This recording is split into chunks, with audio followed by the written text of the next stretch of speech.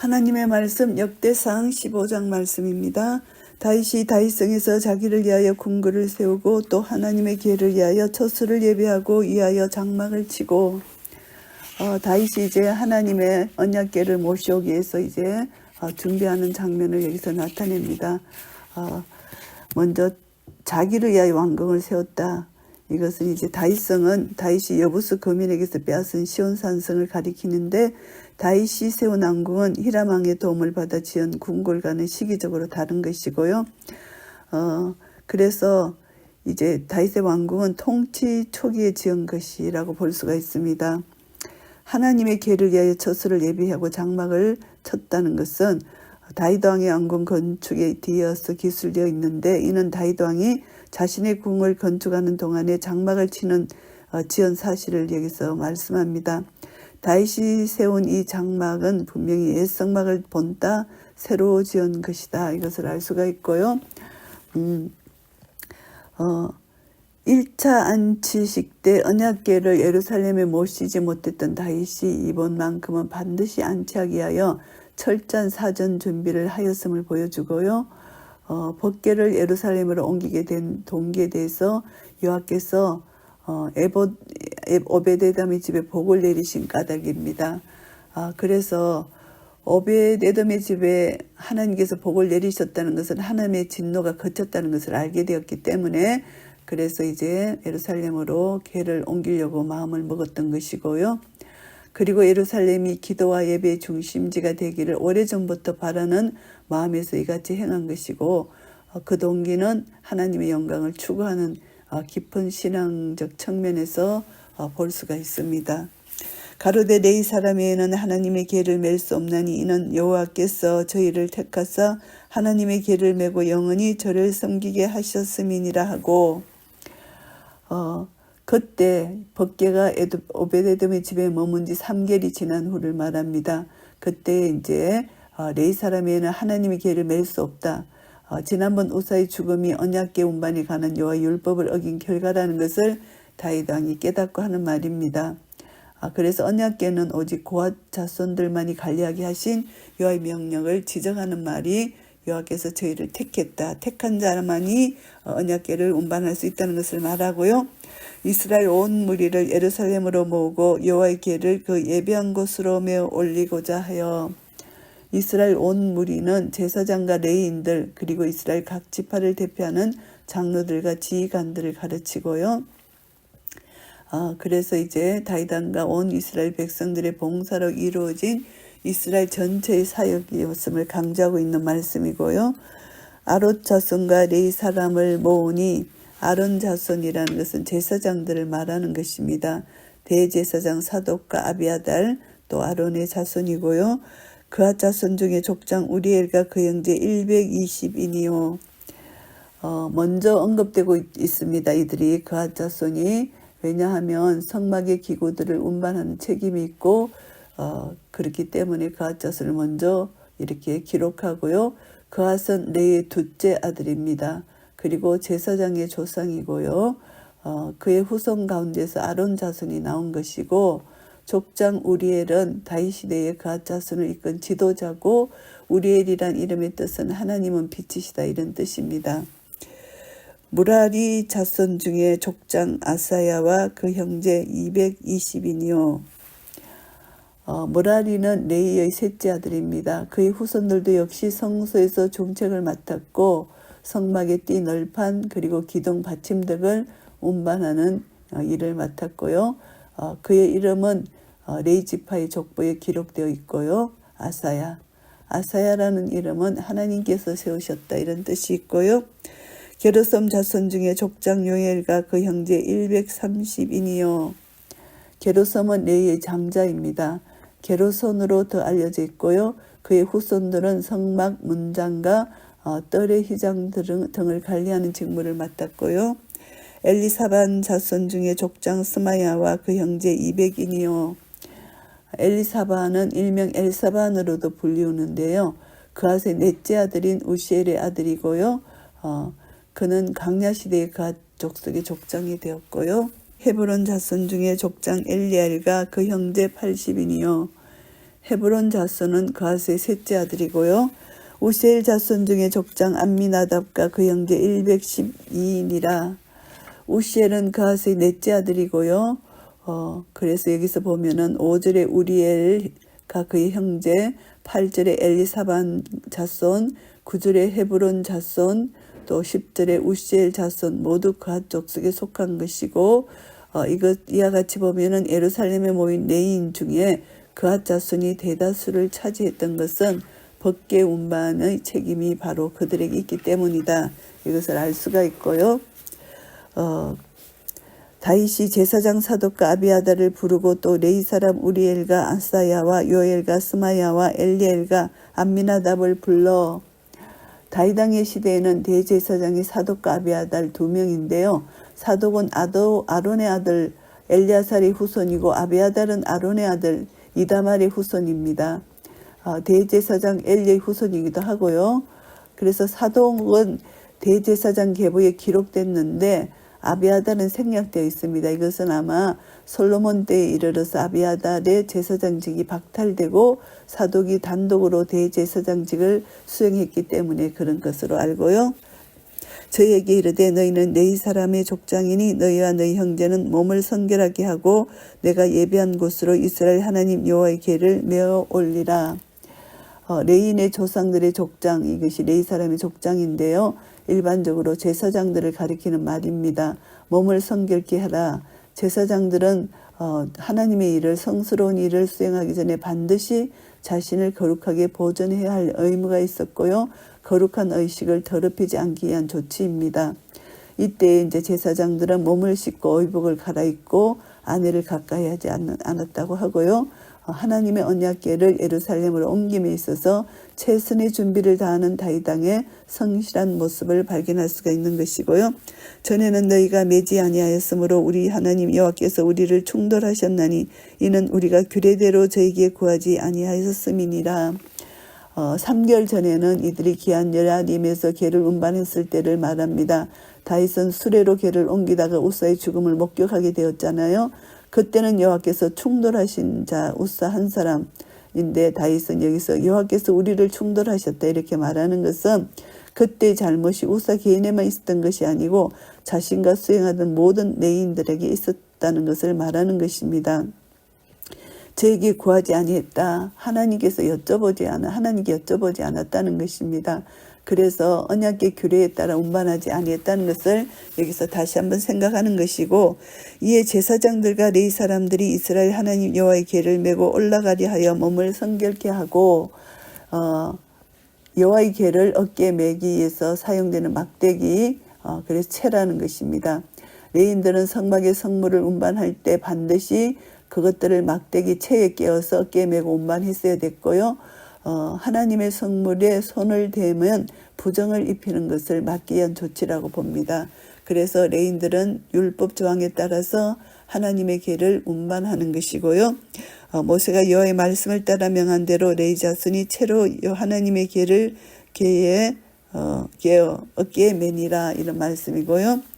다윗이 레위 사람이 어른들에게 명하여 그 형제 노래하는 자를 세우고 비파와 수금과 재금 등의 악기를 울려서 절군 소리를 크게 내라 하며, 이제 레위 족장들 5절에서 10절 이제 6명의 레위 족장을 가리키고요.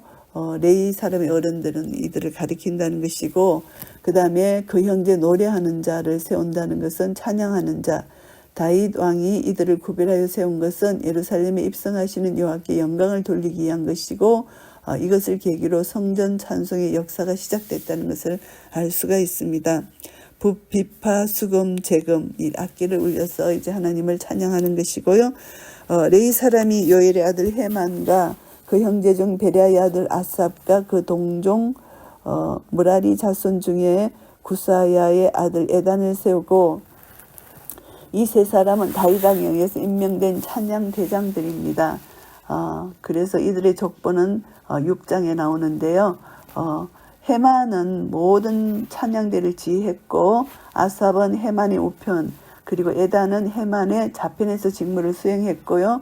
이들의 족보에 따르면은 헤만은 그앗의 자손이고, 아삽은 게르손의 자손이고, 에단은 무나리 자손이다. 6장에서 이미 언급한 것이고요.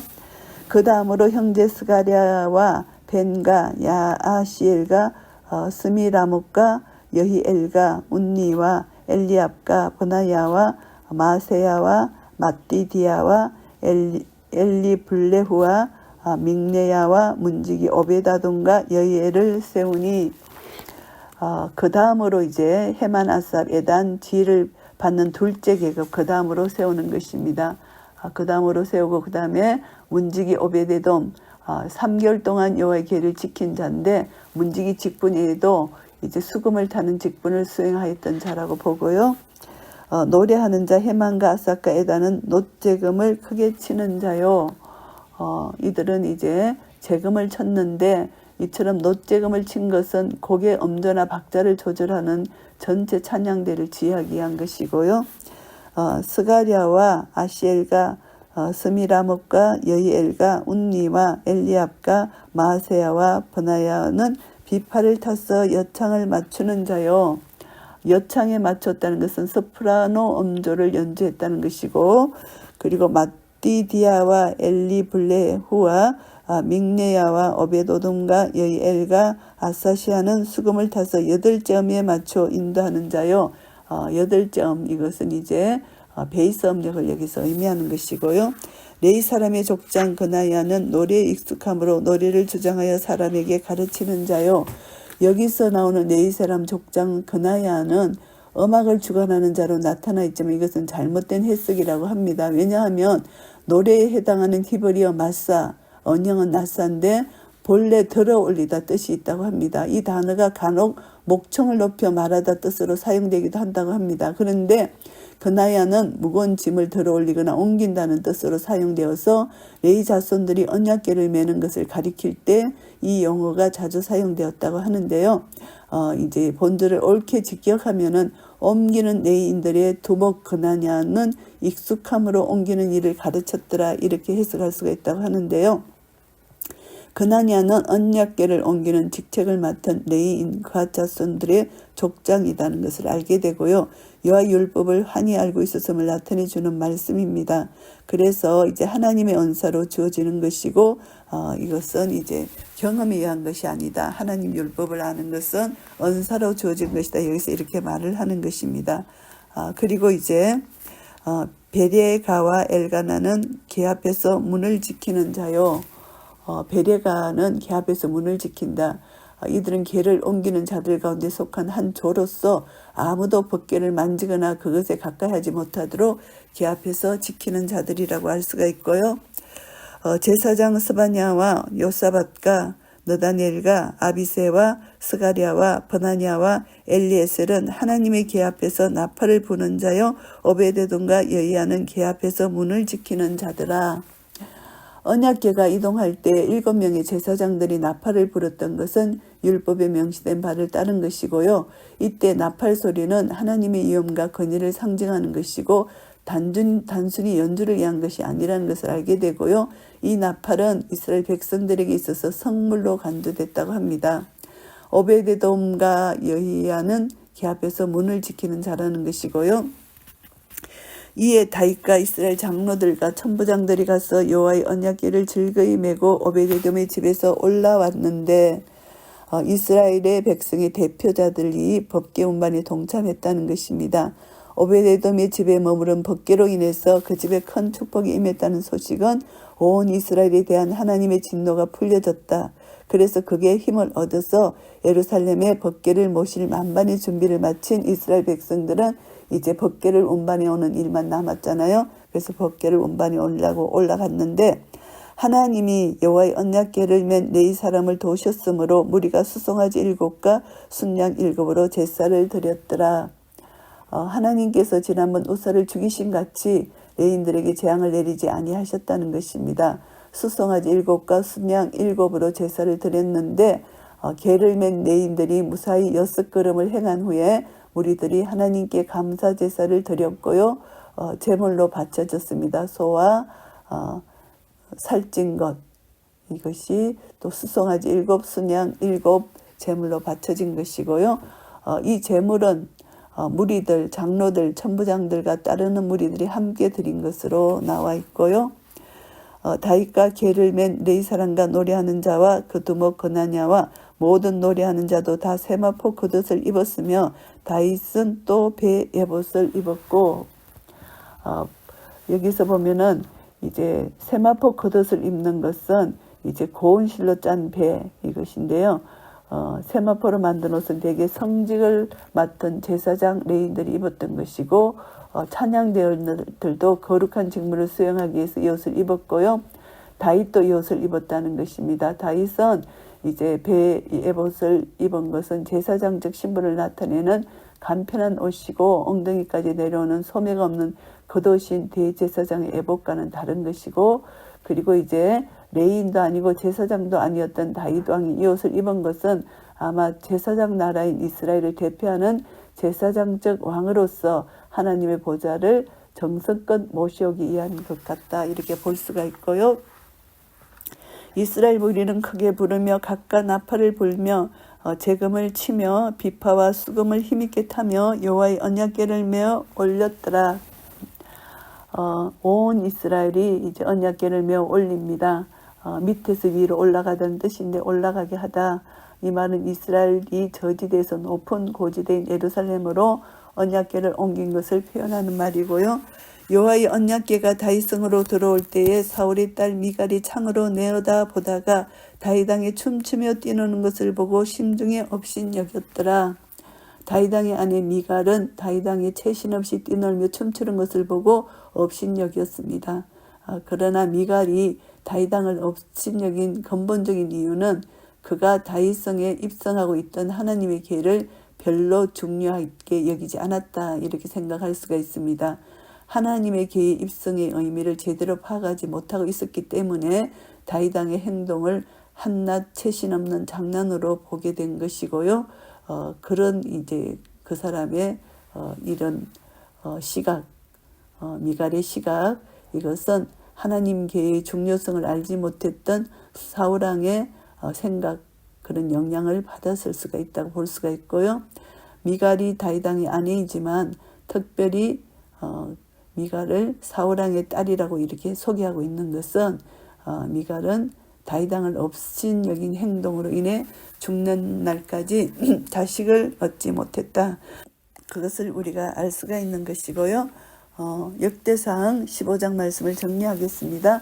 1절부터 15절까지는 다윗 왕이 이제 언약궤를 옮기고 이제 언약궤를 모시는 장막을 준비하는 것입니다. 온 이스라엘이 하나님 궤를 옮겨오기 직전 다윗 왕이 여러모로 준비하는 모습을 다루고 있습니다. 하나님 궤를 모시기 위해서 처소를 왕궁 안에 마련하는 장면, 또 여호와의 궤를 오직 그앗 자손만이 매게 하게 하신 하나님의 규례를 기억하고 그앗 자손과 그 밖의 레위 자손들을 불러들이는 대목, 그리고 레위인들에게 하나님의 일을 감당하게 하기 위해서 몸을 성결케 하라고 명령하는 그런 모든 것으로 구성되어 있습니다. 그래서 본문에서 다윗 왕이 하나님의 궤를 예루살렘에 모셔오기 위해서 얼마나 철저한 준비를 하였는가 볼 수가 있습니다.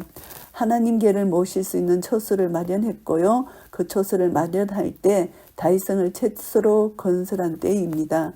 그래서 하나님의 궤를 모셔오기 위해서 자신의 왕궁을 건설할 때 처소를 마련한 것이고, 다윗은 하나님 중심적인 삶을 살았다는 것을 알 수가 있습니다. 왕으로서 왕궁을 세우는 것은 당연한 일이지만 자신의 영광보다 여호와 하나님의 영광을 앞세운 것이기 때문에 다윗은 자신의 왕궁만을 세울 수 없었고 하나님의 궤를 모실 처소를 건설했다는 것을 보게 되고요. 하나님의 영광에 대한 그의 관심은 이후 성전을 건축하려는 열심 가운데서도 잘 드러나고 있습니다. 그래서 이제 우리는 실수도 있고 무지한 그런 연약한 인간이지만 일단 하나님 말씀을 깨닫는 후 우리는 회개하고 철저히 그 말씀을 순종하는 다윗의 모습에서 우리는 순종의 교훈을 받을 수가 있고, 먼저 성도들은 하나님의 영광에 깊은 관심을 가져야 되고 철저하게 하나님 말씀에 순종해야 된다. 이것을 다시 한번 깨닫게 되고요. 16절부터 24절까지는 이제 하나님의 성스러운 일에 수종드는 레위인들을 소개하고 있습니다. 하나님의 계를 옮기는 일에 중추적인 역할을 맡은 레위인들인데요. 찬양대를 지휘하는 악사들을 언급하고 하나님의 계를 운반하는 일에 책임을 맡은 사람들을 기록했습니다.